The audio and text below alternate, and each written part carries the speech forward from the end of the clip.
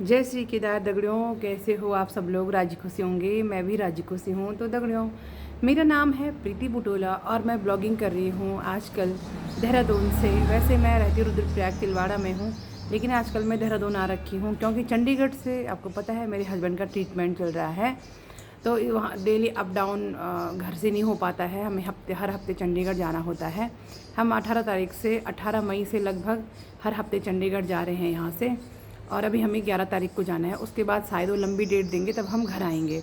मैं यहाँ कई लोगों को गलतफहमी हो गई है कि मैं देहरादून में रहती हूँ, कि देहरादून में रह कर भी कुछ नहीं कर पा रही है, ऐसे कमेंट्स मुझे आते हैं। बट मैं देहरादून में नहीं रहती हूँ, मेरा घर यहाँ पर नहीं है।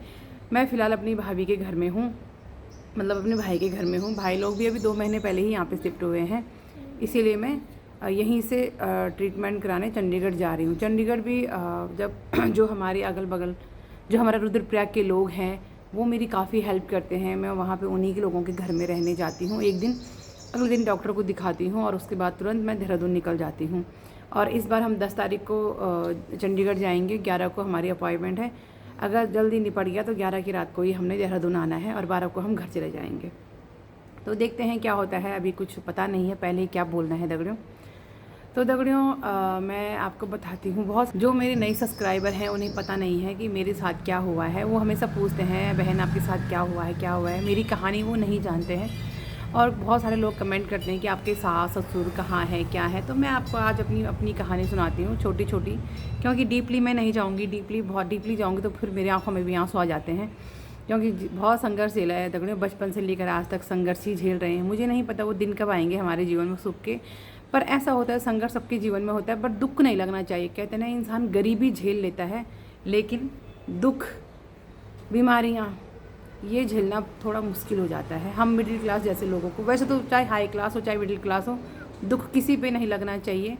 चलो कुछ एक्सीडेंटली कुछ हो भी गया और किसी के पास अच्छा पैसा है तो वो अच्छा इलाज करा भी लेता है, लेकिन अगर मिडिल क्लास है और दुख भी हमें पे लग गया तो फिर बहुत ही मुश्किलें जीवन में आ जाती हैं। ऐसे ही मेरी भी कुछ कहानी है दगड़ियों। मेरा नाम है प्रीति और मेरा मायका है भल्ले गाँव बागवान, टिहरी गढ़वाल में पड़ता है। देवप्रयाग, हमारा जो देवप्रयाग वाली बेल्ट है वहाँ पे पड़ता है। और मेरी शादी हुई थी 2014 में रुद्रप्रयाग डिस्ट्रिक्ट के मयाली गांव, मयाली जो मयाली बाज़ार है, घरड़ा मखेत डुमली। मेरे ससुराल का नाम है उदयनगर। वैसे पुराना नाम डुमली है, नया नाम उदयनगर है, लेकिन इनका काम हमेशा बिजनेस हमेशा तिलवाड़ा में ही रहा, तो ये तिलवाड़ा में ही रहते हैं। 2014 में हमारी शादी हुई थी। जब ये मुझे देखने आए थे उस समय 2013 अक्टूबर में ये मुझे देखने आए थे। और हमारा घर रोड के ऊपर में था, मायके में रोड के ऊपर में है। जब मुझे देखने आए थे तो ये बुलेट से आए थे। तो जब मैंने इनको ऊपर से देखा था तो मुझे ये बहुत हैंडसम लगे थे। मतलब मैंने बुलेट को देख के इनको हाँ कर ली थी, ठीक है। तो उसके बाद अब इन्होंने भी हाँ बोल दिया। तो हमारी शादी मतलब अक्टूबर में सगाई हुई और नवंबर दिसंबर जनवरी में हमारी शादी हो गई थी। 18 जनवरी 2014 में हमारी शादी हो गई थी। शादी हुई तो इनके मम्मी पापा इनके थे नहीं, जिन्होंने भी इनकी शादी कराई। तो अपनी अपनी जिम्मेदारी, अब देखो दूसरों की जिम्मेदारी कोई नहीं निभाता है, हमने अपनी जिम्मेदारी निभाई। सच में ये कुछ भी काम नहीं करते थे, मतलब शादियों का काम था इनका, डेंट था, लेकिन पार्टनरशिप में था। पार्टनरशिप में क्या ही फ़ायदा होता है। उसके बाद मैंने धीरे धीरे करके इनको बोला कि अब ऐसे करते हैं कि अपना बिज़नेस करते हैं। तो इन्होंने प्राइवेट बैंक से लोन निकाला, अपना सामान लाए, अपना ही टेंट का बिज़नेस हमने ग्रो किया। 2013 तक हमारा बिज़नेस सही चल रहा था। उसके बाद आपको पता है कोविड का टाइम आया। कोविड आया तो हाँ, 2016 में मेरी बेटी हुई और 2020 तक हमारा काम बहुत अच्छा चल रहा था। 2018 में मेरी शादी हुई, 2016 में मेरी अनवी हुई और 2020 और 21 में कोविड का टाइम आ गया। कोविड में हमारे बहुत बुरे हाल हुए 21-22 में, क्योंकि जितना जो शादियों का बिज़नेस था वो सब ठप हो गया था। पूरा 3 साल कुछ भी काम नहीं मिला, बहुत संघर्षमय जीवन रहा। तो मैंने इनसे बोला कि भाई अब टेंट के काम से तो कुछ होगा नहीं, कुछ और भी करना पड़ेगा। तो मैं भी कुछ करने की कोशिश कर रही थी, लेकिन गांव में इतना कुछ होता नहीं है लेडीज़ों के लिए। तो इन्होंने कहा कि तुझे कुछ करने की ज़रूरत नहीं, तेरी बिटिया, मतलब हमारी अनवी बहुत छोटी थी, उसको देखो। तब ये गाड़ी चलाने लग गए। इन्होंने गाड़ी सीखी, आती थी थोड़ा, लेकिन फिर भी सीखी, इनका हाथ साफ़ हो गया तो ये गाड़ी चलाने लग गए। जो लोकल होते हैं, कहीं का सामान कहीं छोड़ना, कहीं का सामान गाड़ी भी दूसरों की थी बट कमा लेते थे अच्छा। सेल्समैन की इन्होंने नौकरी की तिलवाड़ा में, सेल्समैन की नौकरी भी की, गाड़ी भी चलाई। और ये पार्ट टाइम हमारा जो अपना बिजनेस था शादी का, वो भी ज़्यादा नहीं पर थोड़ा थोड़ा चल ही रहा था। तो हमारा घर अच्छी तरह से चल रहा था। 2021 में हमने मकान भी बनाया तो हम पे कर्ज बहुत हो गया था। फिर 2022 में जैसे हमारा गृह प्रवेश हो, मेरे भाई बहुत बीमार हो गया था, मतलब स्थिति ख़राब होने लग गई थी। उसके बाद हमने सोचा चलो अब थोड़ा कर्ज निपटा देंगे, भाई भी ठीक हो गया था, क्या थोड़ा घर का कर्ज निपटेगा हमारा, ठीक है। तो निपट ही रहा था धीरे धीरे करके। लेकिन अभी 2025 16 दिसंबर को हमारे साथ इतना बड़ा हादसा हो गया। ये मार्केट में थे और मार्केट में अचानक से क्या हुआ कि ये एक ऑनलाइन रस्सी मंगाई थी। इनकी कमर में बहुत पेन होता था, तो उन्होंने एक ऑनलाइन रस्सी मंगाई और उसको उसी समय आई थी और खींच रहे थे, वैसे वो छटक के इनकी आँख में लग गई। जिस आँख में लगी वो आँख ठीक थी इनकी, जो दूसरी आँख थी उस पर भी बचपन में इनकी तार की ही लगी थी जब ये 12-13 साल के थे। अब पहले तो इतना ट्रीटमेंट होता नहीं था, कह रहे थे मेरे 6 महीने बाद इस आँख की रोशनी आई थी, तो शायद आँख कमज़ोर हो गई थी। जब मकान बना उस टाइम पे काफ़ी हैवी लोड हुआ तो इसका पर्दा भी कमज़ोर हो गया था और ये आँख तो पूरी ही ख़राब हो गई थी। जब इस आँख पे चोट लगी तो इस आँख की भी बिल्कुल रोशनी चली गई, दोनों आँखें इनकी अंधेरा हो गया, इनके जीवन में कुछ नहीं देखा इन्होंने। तब स्थिति बहुत खतरनाक हो गई थी दगड़ों। जब 16 दिसंबर को इन पर चोट लगी तो हम जब वहाँ श्रीनगर से जब मैं निकली देहरादून के लिए, सारे रास्ते बस मैं रोती रही। ये इन्होंने मेरी गोदी में सर रखा हुआ था और ये दर्द से करहा रहे थे, दर्द इनको हो रहा था, आँखों में आंसू मेरे आ रहे थे। वो दिन में जब भी सोचती हूँ ना, सच में बोलती हूँ भगवान वो दिन किसी के जीवन में ना आए। बहुत तकलीफ़ होती है आज भी। बस मैं यही सोच रही थी कि इनकी तो सच में इनको कुछ दिखाई नहीं दे रहा है, पता नहीं आँख ठीक होती है कि नहीं होती है। अब मेरे जीवन तो अंधकार में चला गया, क्या करूँगी कैसे करूँगी कुछ समझ नहीं आई, क्योंकि मैं बहुत डिपेंडेंट थी अपने हस्बैंड पे। मैं कुछ भी काम नहीं करती थी, सारा काम यही करते थे। मेरा काम था सिर्फ अपनी बिटिया को देखना। अब मुझे ना वो चीज़ें याद आ रही ना तो मुझे अजीब सा हो रहा है थोड़ा सा। तब उसके बाद की कहानी आपको पता ही है, अभी तक 6 महीने हो गए, ट्रीटमेंट चलने पे लगा है। तो देखो मैं ये कह रही हूँ कि जिसके जीवन में संघर्ष रहता है ना, वो जीवन भर संघर्ष करता है। वो चाहे शादी से पहले भी अनवी के पापा हो या मैं हो, हम दोनों ने बहुत संघर्ष किया है बचपन से। मैं जब 9 साल की थी मेरे पापा इस दुनिया को छोड़ के चले गए थे। मेरी माँ ने भी बहुत संघर्ष किया, पता हम 8 भाई बहन हैं। 2-2 3-3 भैंस रहती थी घर में, गाय रहती थी, हमने घास काटा, दूध बेचा, उसी से पढ़ाई भी की।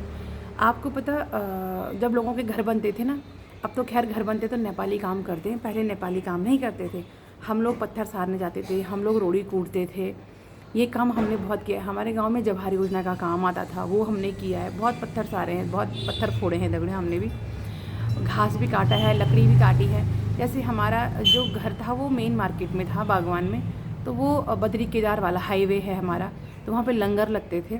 तो जो सरदार लोग आते थे, उस समय गैस होती नहीं थी इतनी, तो वो लोग लकड़ी लेने आते थे, तो हम लकड़ी काट के रखते थे कि अब गर्मियाँ आएंगी, सरदार लोग आएंगे, हमारी लकड़ियाँ खरीद के, तो वो हमारी लकड़ियाँ खरीद के ले जाते थे। उससे भी हमारा अच्छा पैसा बन जाता था, दूध बेचते थे, तो उसी से हमारी पूरी घर गृहस्थी चलती थी, ठीक है। तो बचपन से ही हमने बहुत संघर्ष किया है, ऐसा नहीं है।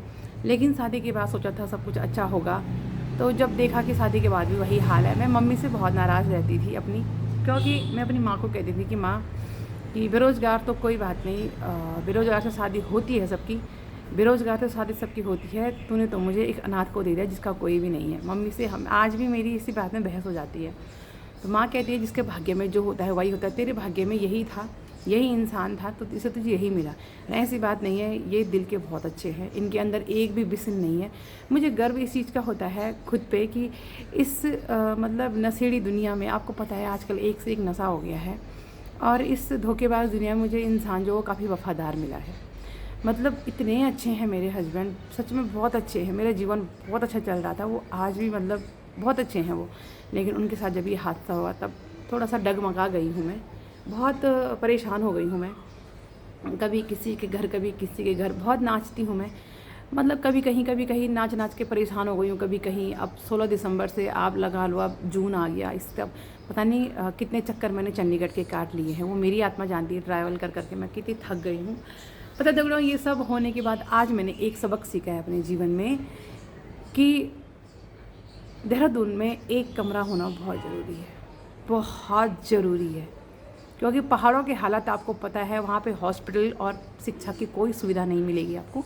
चलो 12वीं तक आपने अपने बच्चों को झेल मिल के जैसे पढ़ा दिया, लेकिन 12वीं के बाद आपके पास पहाड़ों में पढ़ाने का कोई ऑप्शन नहीं है। अच्छा कोर्स कराने का कोई ऑप्शन नहीं है, आपको शहर आना ही पड़ेगा। और दूसरा ये है कि हॉस्पिटल, इतनी असुविधाएं हैं वहाँ पे हॉस्पिटल की कि हर ज़िला, पहाड़ का हर ज़िले में बहुत बुरे हाल हैं। तो जब मेरे साथ ये हादसा हुआ तो चंडीगढ़ से ट्रीटमेंट चल रहा है, मुझे भाई के घर में आना हो रहा है, कभी बहन के घर में जाना हो रहा है। अच्छा नहीं लगता है इतना भी, भले ही वो लोग कुछ बोलते नहीं हैं, बट मुझे अच्छा नहीं लगता है। तो मैं यही सोचती हूँ कि भगवान, काश मैंने उस समय गलती करी तिलवाड़ा में घर बना के। एक कमरा अगर मैं देहरादून में बनाती, चाहे मैं यहाँ पर बर्तन ही धोती लोगों के घरों के, पर कम से कम मुझे इलाज कराने में इतनी दिक्कत नहीं होती यहाँ से जितना मुझे वहाँ से हो जाती है, क्योंकि बहुत दूर पड़ जाता है हमारे लिए। और ऋषिकेश का जाम आजकल रुला रहा है, रुला इतना। कल मैं 5.5 घंटे ऋषिकेश में फंसी रही जाम में। वो मैं ही जानती हूँ कि मेरी जो स्थिति है वो क्या हो गई है। कभी कभी हमारी मनोदशा भी बहुत ख़राब हो जाती है। तो मैं यही सोचती हूँ कि दगड़ियों, आप लोगों से कह रहे हो जो स्ट्रगल कर रहे हैं कि पैसे बचाओ, कमाओ और ऐसी जगह पे अपना घर बनाओ जहाँ पे भविष्य में आपके बच्चों के लिए सुविधाएं हो। जो ज़िंदगी हमने झेल ली है ना, वो हमारे बच्चे ना झेलें। पहाड़ों में कभी सुविधाएं हमें नहीं मिलेंगी। सरकारें आती हैं, जाती हैं, वादे करती हैं, एक हॉस्पिटल, एक ज़िला हॉस्पिटल तक के हालात नहीं सुधर पाए हैं आज 25 साल के उत्तराखंड में। ये सिर्फ मेरी कहानी नहीं है, ये हर एक पहाड़ी की कहानी है। हर एक पहाड़ी जो पहाड़ों में रहता है और दिन रात संघर्ष करता है, ये हर उस एक पहाड़ी की कहानी है। क्योंकि दुख बीमारी सब पे लग सकती है, एक्सीडेंट किसी का भी हो सकता है दगड़ों।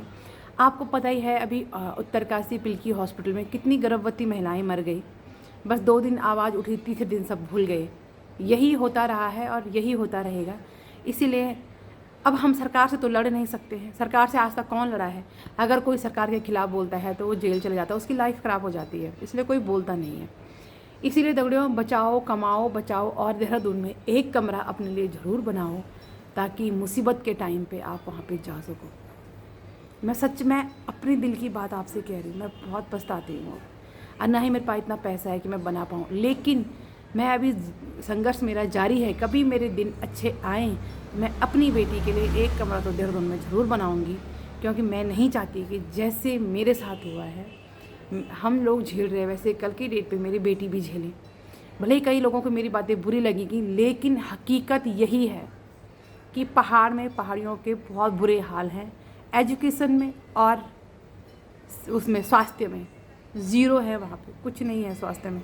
हाँ, घूमने के लिए पहाड़ बहुत अच्छा है, ऐसा नहीं है मुझे पहाड़ अच्छा नहीं लगता, मुझे बहुत अच्छा लगता है अपना तिलवाड़ा, अपना रुद्रप्रयाग मुझे बहुत अच्छा लगता है। लेकिन जब इनकी आंख पे चोट लगी ना, उस दर्द में कहाँ थे ये श्रीनगर गए। रुद्रप्रयाग के जिला हॉस्पिटल में एक मतलब दर्द की दवाई भी नहीं थी उन लोगों के पास इमरजेंसी में। श्रीनगर गए, श्रीनगर वालों ने सिर्फ इंजेक्शन लगाए। सच नहीं, मैं यकीन के साथ कह सकती हूँ कि आप लोग विश्वास नहीं करोगे, श्रीनगर वालों के पास एक टॉर्च भी नहीं थी कि वो आँख में देख सके कि इंजरी कितनी हुई है। इतने बुरे हाल है श्रीकोट हॉस्पिटल के भी। और रुद्रप्रयाग तो खैर क्या ही बोलना ना। इसीलिए कह रही हूँ, मेरी बातें जिनको बुरी लगे मैं उनकी माफ़ी चाहती हूँ, लेकिन सच में एक रोटी कम खाओ, पैसे बचाओ और अपने बच्चों का भविष्य अंधकार से निकाल के उजाले की तरफ ले चलो। मैंने बहुत सहा है और अभी भी सह रही हूँ। जो गलती मैंने की है वो गलती आप लोग मत करना, नहीं तो फिर कहीं आप भी अपनी कहानी ऐसे ही सुना रहे होंगे जैसे मैं सुना रही हूँ। किसी के साथ ऐसा ना हो, क्योंकि दगड़ियों कितना दिन अपने घर में रखेगा? 1 दिन, 2 दिन, 4 दिन, 5 दिन, सालों तक कोई नहीं रखता है ना। इसीलिए कह रही हूँ। और दुख बीमारी तो आपको पता ही है, आजकल कोई भरोसा नहीं है। प्राइवेट हॉस्पिटल वालों ने भसड़ मचा रखी है। हम मिडिल क्लास लोग हैं, हमारे औकात नहीं है कि हम प्राइवेट में अपना इलाज कराएं और सरकारी में हमारी जान पहचान नहीं है। इसीलिए सक्षम बनो, एक्टिव हो खुद में कि सबके साथ जान पहचान बना सको। और सोशल मीडिया बहुत ही अच्छा प्लेटफॉर्म है जहाँ पे हम अपनी बातें रख सकते हैं। आप यकीन नहीं करोगे, अगर मैं सोशल मीडिया में नहीं होती तो आज मेरे हस्बैंड का ट्रीटमेंट नहीं होता। आपको पता है, जब इन पे चोट लगी ना 16 दिसंबर को, तो पहले मैंने रात को कुछ नहीं डाला फ़ोन में, लेकिन जब 17 दिसंबर सुबह हुई, मैंने कहा अब क्या होगा। मैंने एक पोस्ट डाल दी। जैसे मैंने वो पोस्ट डाली तो बहुत लाइक्स, कमेंट, लोगों के सवाल आए। फिर मैंने एक वीडियो डाली कि मैं हॉस्पिटल में हूँ, मेरे साथ ऐसा हुआ है, मैं बाकी बातें बताऊँगी। बहुत कमेंट्स आए। तो मेरे कुछ रिश्तेदार जो कभी किसी के नहीं होते हैं, ऐसे बोलने लग गए क्यों वीडियो डाल रही है। कुछ दोस्त भी थे मेरे जिन्होंने बोला कि नहीं डालना चाहिए, ये वो। सीरियसली मैंने सबको किनारे रखा, सिर्फ अपनी दिल की सुनी मैंने कहा भाई मैं अगर इनके चक्कर में रहूँगी, ये लोग तो मेरी हेल्प करेंगे नहीं, कम से कम सोशल मीडिया से तो मुझे मदद मिलेगी।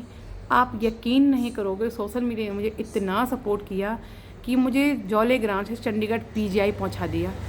और पीजीआई में आपको पता है कितने बुरे हाल हैं पीजीआई में। वहाँ पे मेरे हस्बैंड का अच्छा ट्रीटमेंट हो रहा है, डॉक्टर इतने अच्छे हैं ना पीजीआई के। सच में मैंने एक चीज़ देखा है ना, जो डॉक्टर संघर्ष करके और पढ़ाई करके आगे बढ़ते हैं ना, उनका व्यवहार हमेशा अच्छा होता है। और जो डोनेशन दे के और दलाली करके अंदर जाते हैं ना, उनका व्यवहार क्रूर होता है। मैं उन दोनों डॉक्टरों से मिली हूँ, एक जो डोनेशन वाले भी होते हैं और एक ये जो संघर्ष वाले भी होते हैं। तो पीजीआई के डॉक्टर बेचारे संघर्ष वाले हैं, इतना अच्छा उनका स्वभाव, इतना अच्छा ट्रीटमेंट उन्होंने दिया है। पीजीआई वालों ने पीजीआई के डॉक्टर इतने अच्छे हैं ना कि मैं मेरे पास शब्द नहीं है उनके लिए बोलने के लिए। हाँ, वहाँ पे थोड़ा देर होती है, लाइन में लगना होता है, बहुत टाइम लगता है, बट डॉक्टर बहुत अच्छे हैं और वो जड़ से इलाज करते हैं। वहाँ पे ट्रीटमेंट बहुत अच्छा चल रहा है अनवी के पापा का। लेकिन क्या है कि क्रिटिकल सिचुएशन है इनकी डॉक्टर कहते हैं कि इनकी सिचुएशन बहुत क्रिटिकल है, इनका काफ़ी लंबा ट्रीटमेंट चलेगा।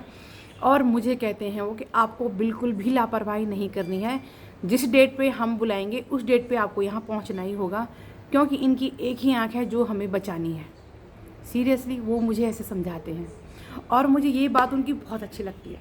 इसीलिए वो जब जिस डेट पे मुझे बुलाते हैं, मैं उस डेट पे चंडीगढ़ पहुँच जाती हूँ। अब आपको पता है जून का महीना है, अब जुलाई लगने वाला है, बरसात का मौसम। उस समय थोड़ा घबराहट हो रही है कि कहीं जिस डेट पे मैं जाऊँ उस डेट पे बरसात ना हो रही हो। बस देखो दगड़ियों, संघर्ष तो जीवन में होता रहता है, बस ये ठीक हो जाए एक बार। अभी देखो मेरे पास जो मैंने बोला है कि हाँ है, मेरे पास पैसों की दिक्कत भी बहुत ज़्यादा है, लेकिन बहुत मैंने QR कोड डाला था एक दिन फेसबुक पे, फेसबुक पे नहीं, यूट्यूब पे। बहुत लोगों ने उस पर हेल्प की है। इतना तो हो गया है कि मैं 1-2 चक्कर और चंडीगढ़ जा सकूं। उसका किराया आप लोगों ने मतलब अरेंज करवा दिया है मुझे, तो मुझे बहुत अच्छा लगता है। बाकी मेरे इतने सारे सब्सक्राइब मेरे हैं नहीं, कुछ लोगों को भ्रम है, होते हैं कई लोग उसके पास तो पता नहीं कितने रुपए आ गए हैं। नहीं, ऐसा नहीं है। जो लोग बेचारे मेरी हेल्प कर रहे हैं उनको मैं दिल से धन्यवाद करती हूँ कि आपने इस मुश्किल घड़ी में मेरा साथ दिया है। मैं दिल से आप लोगों का धन्यवाद करती हूँ। लेकिन चलो इतना तो हुआ कि मेरे पास सोशल मीडिया रहा और इसके द्वारा आप लोगों ने मेरी मदद की है। मैंने स्कैनर लगाया था एक वीडियो में, आप लोग भी अब देख सकते हो, एक वीडियो में मैंने लगा रखा है, 4-5 दिन पहले की है वो। उस वीडियो में मैंने स्कैनर लगाया था, तो उससे मुझे थोड़ा बहुत मिला है। जितना मैं अभी एक चक्कर और चले जाऊँगी तो उसका किराया का अरेंज मेरा हो गया। वहाँ पे दवाइयाँ वगैरह बहुत महंगी होती हैं, इलाज तो वहाँ पे बहुत अच्छा है डॉक्टर की फ़ीस नहीं पड़ती है, लेकिन आना जाना और दवाइयाँ बहुत ही ज़्यादा महंगी वहाँ पर होती हैं। बाकी दगड़ो देखो, मेरा संघर्ष है, मेरी कहानी आपको कैसी लगी कमेंट ज़रूर करना। वैसे आपको ये बात कैसे लगी कि जो इंसान बचपन से संघर्ष करता है उसके नसीब में जीवन भर संघर्ष होता है। और पता है क्या है, चाहे अनवी के पापा हों चाहे मैं हूँ, हम दोनों ने जिसके लिए जितना किया है ना, बाद में उसी ने हमारे सर पे जूते मारे हैं। ये 100% हुआ है। अनवी के पापा ने भी बहुत लोगों की हेल्प की है, बहुत लोगों की, अपने हो चाहे पराए हो, लास्ट में उन लोगों ने उनके सर पे जूते मारे हैं। सीरियसली। लेकिन कोई बात नहीं, उन्होंने जूते मारे हैं ना, भगवान ने जब हमारे बुरा समय आए तो बाहर के लोग जो हमारे लिए आए ना, हमारे लिए देवता समान है वो लोग जिन्होंने हमारी मदद की। तो जब हम किसी का अच्छा करते हैं ना, भले वो हमारा अच्छा ना करे, लेकिन भगवान सब देख रहा होता है और हमें उनसे मतलब हमें बहुत अच्छे लोग आगे मिलते हैं, जो लोग हमारी हेल्प करते हैं, जो लोग हमारी मदद करते हैं। इसीलिए मुझे लगता है कि हमें अच्छाई कभी नहीं छोड़नी चाहिए। जिन लोगों ने मेरी मदद की उनमें से 1-2 लोग ऐसे हैं जिन्होंने मुझे बोला है कि प्रीति भुल्ली, जो पैसे हमने तुझे दिए हैं ये हमें मत लौटाना, कल के दिन पे तेरे अच्छे दिन आएंगे, तो कोई अगर बुरी स्थिति में हो तो तू ये पैसे उन लोगों को देना। मैंने कहा दीदी बिल्कुल, जिस दिन मैंने कहा मेरे अच्छे दिन आएंगे और मुझे लगेगा कि कोई इंसान परेशान है, मैं वो पैसे उसको दे दूँगी, दान करूँगी, आगे मैं वो ज़रूर करूँगी मैं। तो यही है दगड़ियों मेरी जीवन की कहानी कि मैंने बचपन से ही संघर्ष किया, अभी भी संघर्ष कर रही हूँ। और बाकी इनके मम्मी पापा इनके हैं नहीं और मेरे भी पापा नहीं हैं। मेरी मम्मी है, मम्मी मेरी बहुत बुजुर्ग है, उनका भी पिछले साल हार्ट का ऑपरेशन हुआ था, तो वो भी बहुत परेशान रहती है। उनसे भी मैं ज़्यादा बातें शेयर नहीं करती हूँ क्योंकि वो बहुत टेंशन लेती हैं मेरी मम्मी, इसलिए मैं ज़्यादा नहीं बोलती हूँ दगड़ियों। बाकी फैमिली में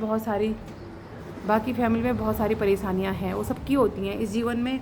मुझे नहीं लगता कि कोई इंसान सुखी है, लेकिन बात यह है कि हम लोगों को हार नहीं माननी है और हमेशा संगठित रहना चाहिए। कि अगर किसी पे परेशानी आती है तो हम सबको उसका साथ देना चाहिए, जैसे कि आप लोगों ने मेरा साथ दिया है। कल की डेट में मुझे लगेगा कि कोई और परेशान है तो मैं भी उसका साथ दूंगी। बाकी दगड़ियों, आप लोगों का दिल से धन्यवाद मेरा इतना सपोर्ट करने के लिए।